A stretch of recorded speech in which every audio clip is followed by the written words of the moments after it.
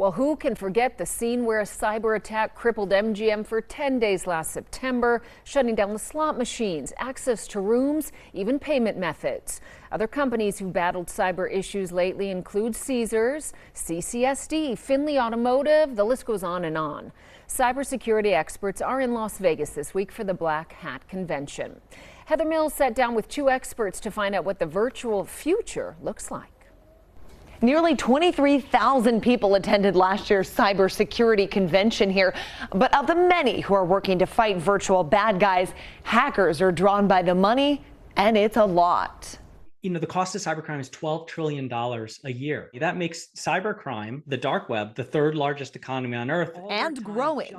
Eric O'Neill is a former FBI counterintelligence operative and cyber expert. He estimates the cost will be $20 trillion by 2026. Adversaries don't get paid unless they win. So should a company pay up? MGM Resorts didn't. Caesars reportedly did.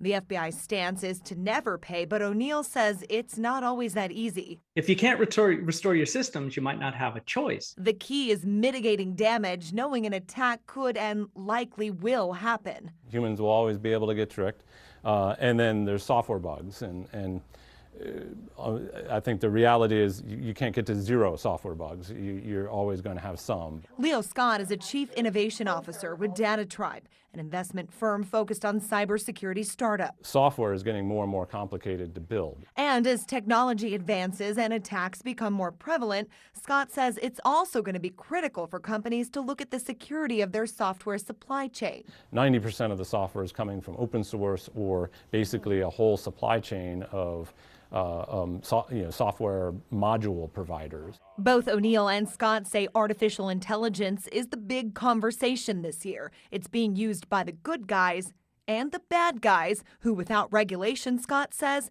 can move faster. Bad actors often are better at more quickly taking advantage of new innovation, and they're a little bit less encumbered than maybe the good actors. Bottom line, it's not a matter of if, but when, and how a company can temper the damage. Heather Mills, 8 News Now.